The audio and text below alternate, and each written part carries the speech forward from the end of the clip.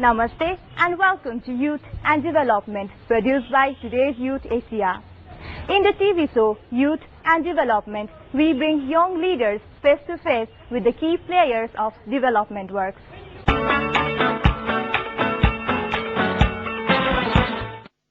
My name is Shruti. Today we have the privilege of having with us Mr. Beat Wicki, the CEO and the Chairman of the Executive Board of the Swiss School of Tourism and Hospitality. Mr. Wicki has served as the Environmental Manager of the community of Littau, as well as the Project Manager for the Environmental Risk Analysis and Ecological Balances.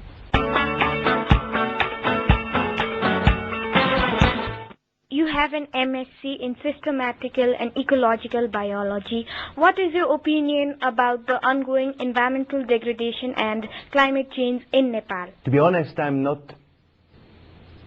in detail informed about the situation in Nepal. I know in principle about the situation in whole Asia, and luckily I think in a lot of points you are still okay in Nepal. It's good environmental situation. But I think with the industrialization, with the more crowding of people, you should be aware that the more littering that happens, that the more we are influencing the environment, the more you will get back. And most of the payback from environment in a long-term view is not a positive payback. That's a negative influence in environment. So please take care of your beautiful landscape. Sir, what were your responsibilities as the environmental manager for a community of 15,000 in Littau? This was the first environmental manager in Switzerland on community level I had. So I had to create my job from new, more or less. My responsibilities have been waste management, wastewater treatment, motivating of people to save energy. I was involved in the construction assessment from energetic and ecological point of view, and mainly I was involved in motivation campaign with students, with schools, and of course with the whole population. What were your challenges as the first environmental manager working in the community level? So actually, if you are the first in a job, it's always interesting. You have to create new things, and I think the most challenge was to build awareness with the establishment that this job is very necessary, this job is a must for communities on this level to improve the environmental situation. It took me about 1 year, and then they realized that I'm not one of these green activists, that I'm coming up with reasonable ideas, and I could move this or that in this job. Could you give a few points on how to be a good management expert? Easy question, hard answer. Again, I think most important thing is always be yourself. Be yourself. Never make decisions to just promote yourself. Always try to figure out the facts. What are the facts? I actually learned, and it was one of my principles, I learned always listen to both sides before I make a decision. There's very rarely right and wrong. There's a little bit right, maybe a little bit more right. Always listen to both sides. But then if you made a decision, be very strict, follow your guidelines, don't make this slalom thing, go back and forward, just go away. And if you go ahead and you realize it's the wrong approach, don't be too proud to not say, okay, I was wrong, let's change the direction. But then you have to tell people, wrong decision, now let's change the way, let's go in the right direction. I think, put in a nutshell, that could be most important things of my experience. Sir, we have community forests in different parts of Nepal. But the thing is, this concept of community forest is only limited to a few parts of Nepal.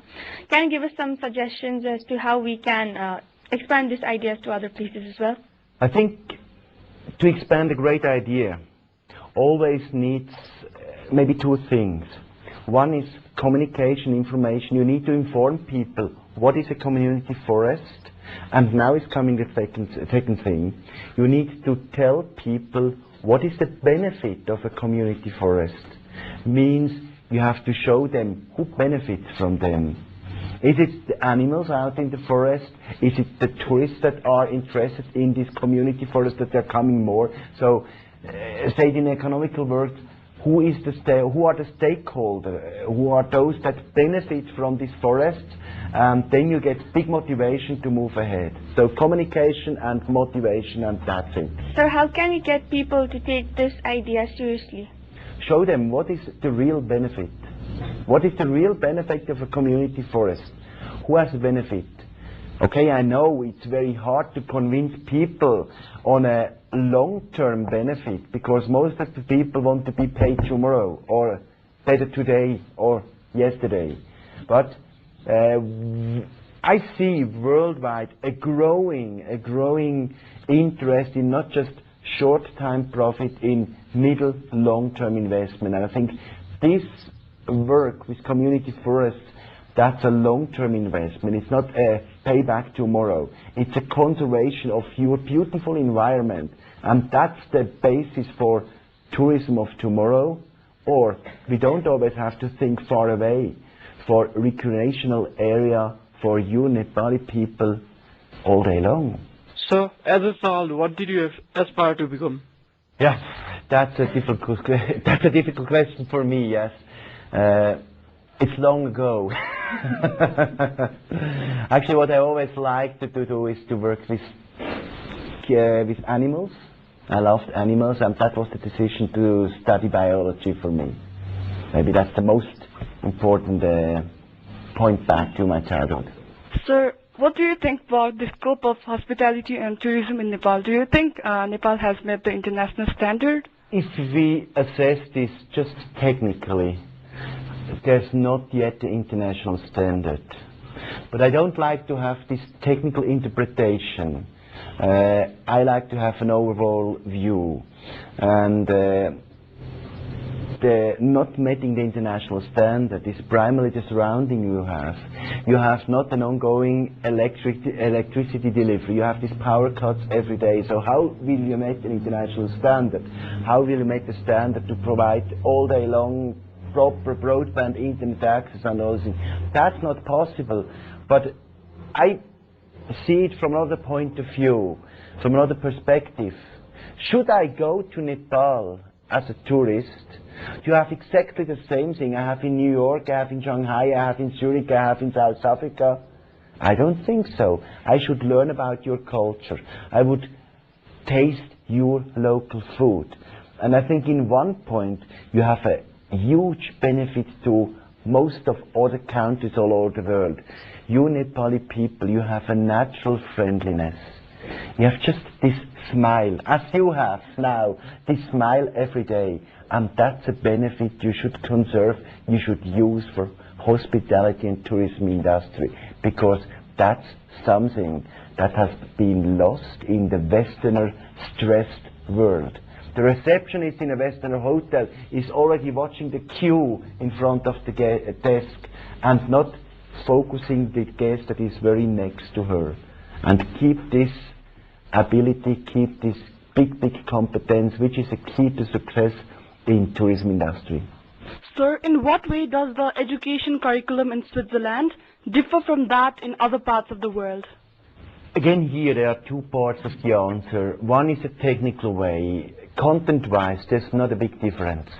Economics is economics. Bookkeeping is bookkeeping. Biology is biology all over the world. But in one way, I think in Swiss educational system, there's a big difference. And the Swiss system sticks mainly on a combination of theoretical know-how and practical experience. So like here in Gate College, we do it the same way in Switzerland, that we are not just teaching students on how to do F&B service, how to carry a plate. They don't see just a video. They get it explained, and half an hour later, they stay as a waiter in our dining room and have to serve 100 other students as guests. So they really have to do it, understand it, know it, and do it. And this combination of theory and practice, I think that's a big difference of between Swiss system and a lot of other systems all over the world. Sir, as you have an MSc in the field of ecology and biology, how did you get interested in this management and education? That was always a way in my career. I was never the specialist. I was always interested in a lot of different things. Of course, from the beginning, when I did my studies, I was very interested to work with young people. During my studies, I made my diploma as high school teacher as well. And from the beginning of my career, I always had these teaching sessions. Then later on, I got with my consulting activities involved in environmental management, made a next move to quality management. Then I moved with my family into a tourism region in Switzerland, which is called Graubünden.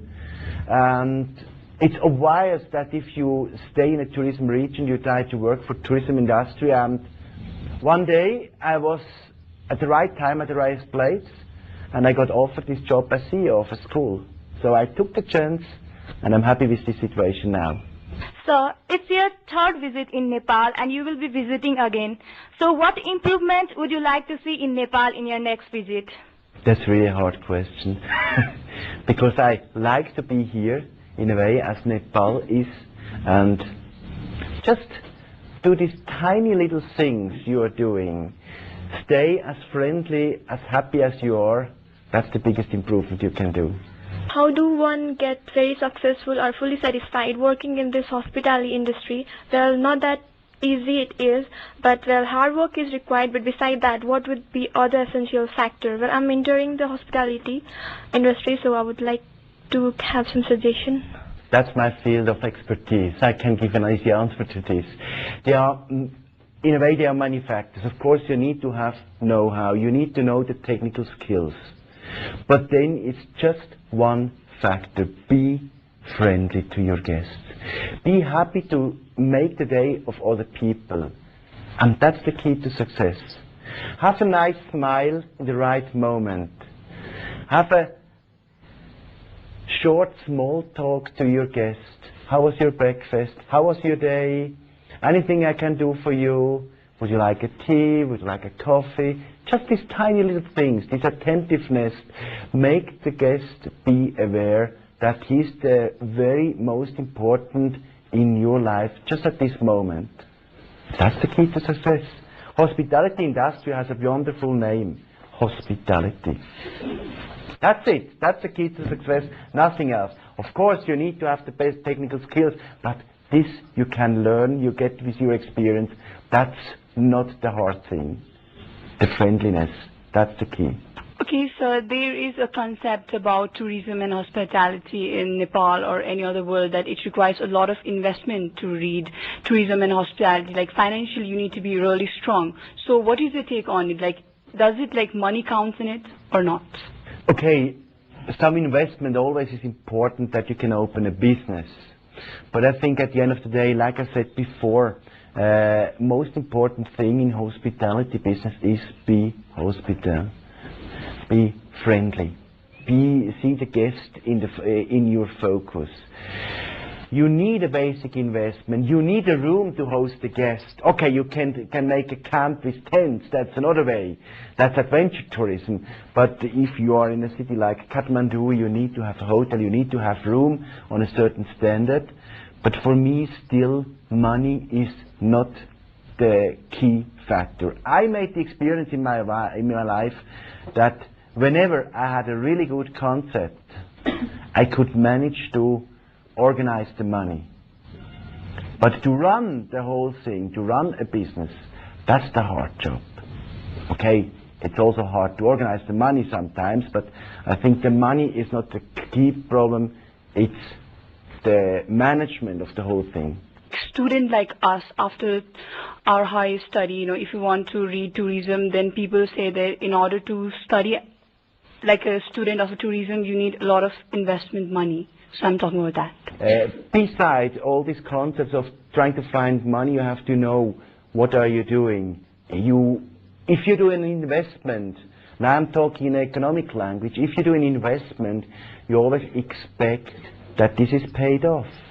And I think the most secure investment you can do is the investment in your education, because people can take everything from you which are goods, but education, what you have here, nobody can take from you.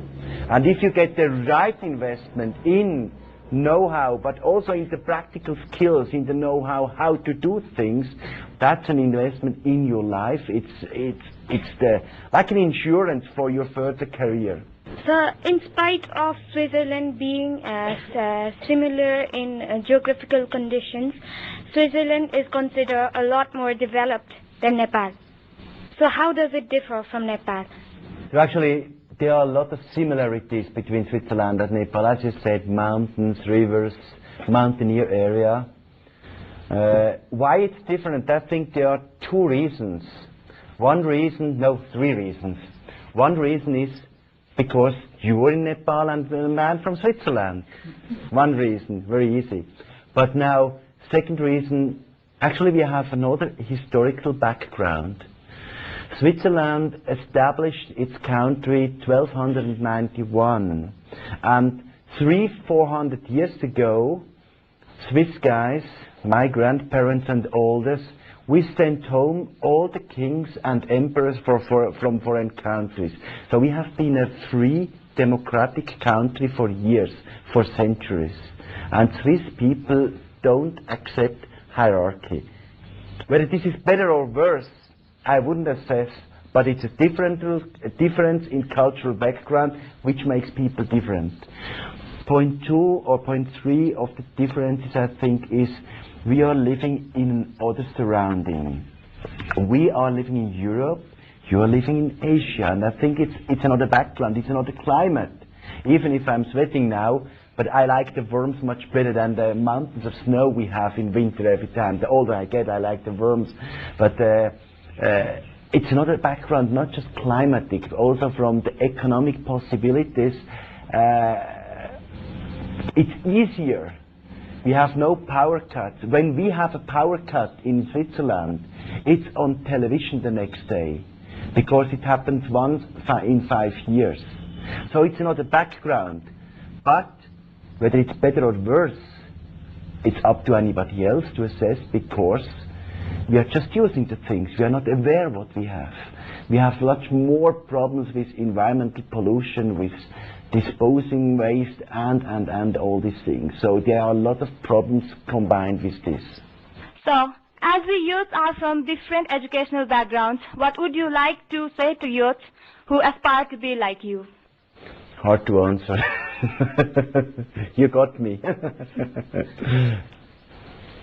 I think it's always important to go one's personal way. Even from educational background, I think it's very important that you're not just trying to establish a plan. Try to feel what you like to do and go exactly this path, because that's your biggest capital, to follow your wishes and your strengths, and then it's the right approach. Sir, our country, Nepal and Switzerland, they are very similar geographically, but then your country is one of the major tourist destinations, whereas our country, it hasn't been able to make significant progress. Where do you think are we lacking, and what should we do to, move forward to progress in the tourism sector? I got the question. I think first advice would be, don't try to become like Switzerland. You're Nepal, we're Switzerland. It's not a culture. Don't try to copy somebody else. That's the first advice.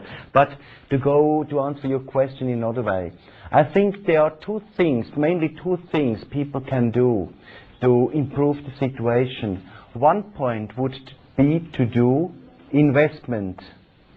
Make better streets, make more powerful electrical system, and all these technical so-called luxury things. And the other approach, I think, would be to invest in people's education.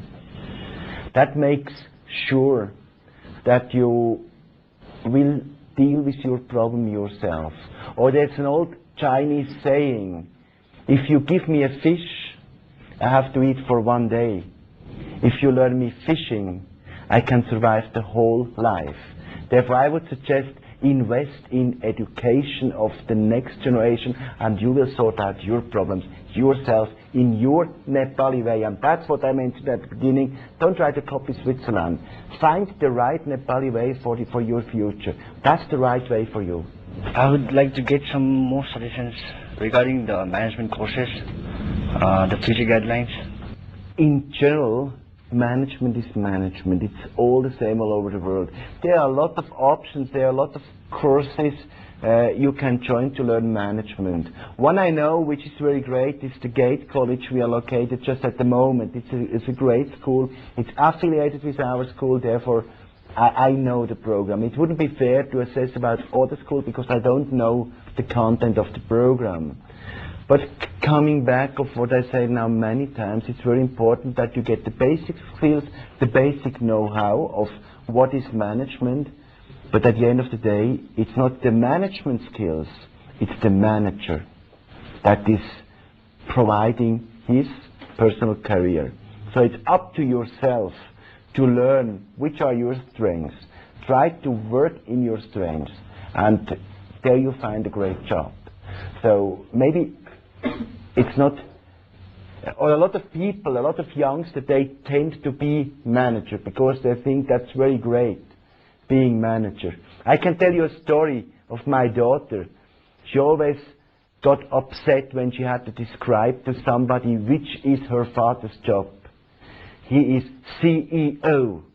Don't worry, nobody knows what's that. She came home and said, "Hey Daddy, why can't you just do a regular job? I can explain to the other people." So much about management. Don't be a manager. Don't be something you really like to be. If it is a cook, a chef, perfect. My father was a postman, 45 years long, and I had big respect in front of him because he was always happy with his, let's say, low-level job. He found his destiny, and I think it's much more important to find your destiny, your pleasure, than to have a big title.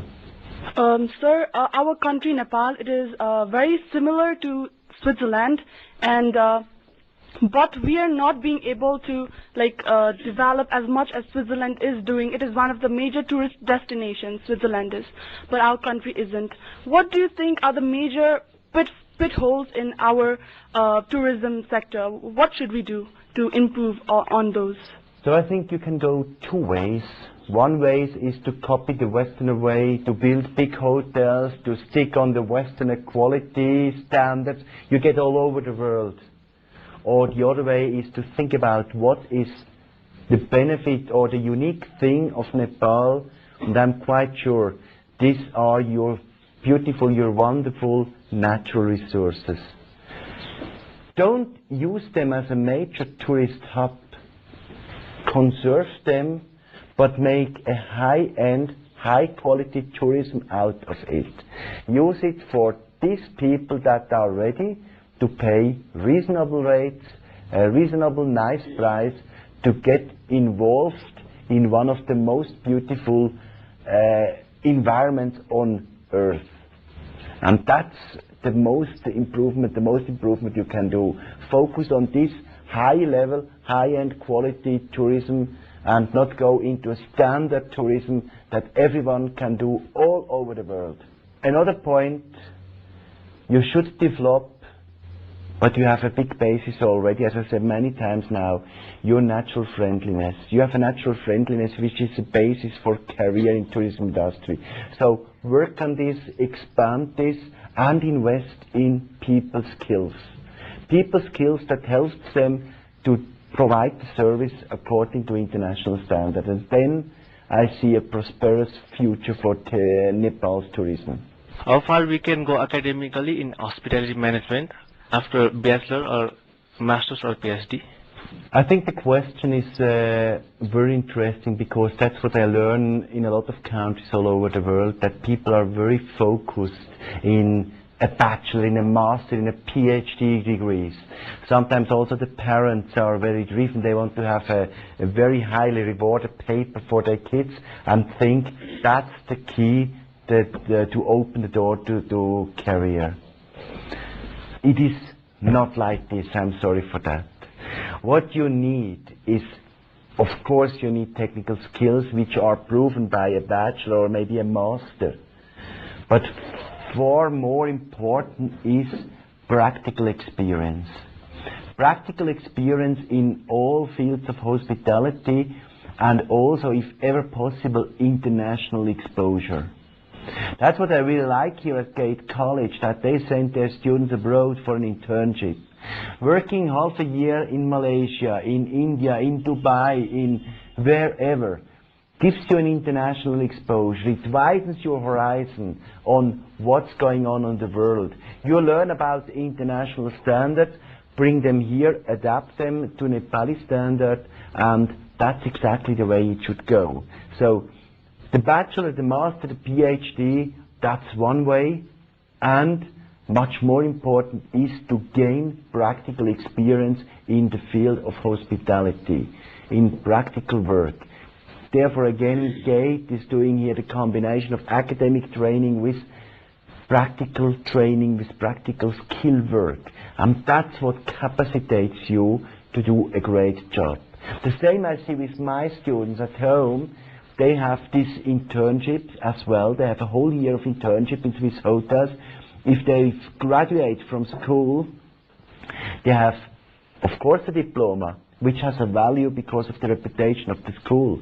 But on the other hand, they have 1 full year of work experience with work reference, with reference letter, that shows the hotelier, that's somebody that was not only sitting in the classroom, he worked in a hotel as waiter. If he applies for F&B director, he knows the business, he knows what it means to carry plates, to arrange a setup of a ballroom or whatever is required in the job.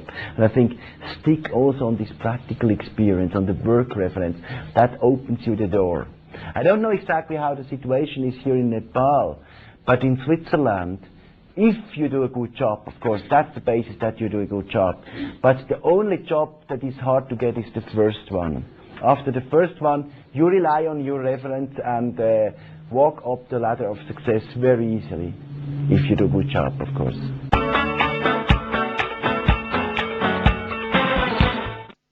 With this, we have come to the end of today's show. We look forward for your feedback. Our email address is youth@gmail.com. Thank you for watching us. We hope to see you next week at the same time. Have a nice week. Namaste.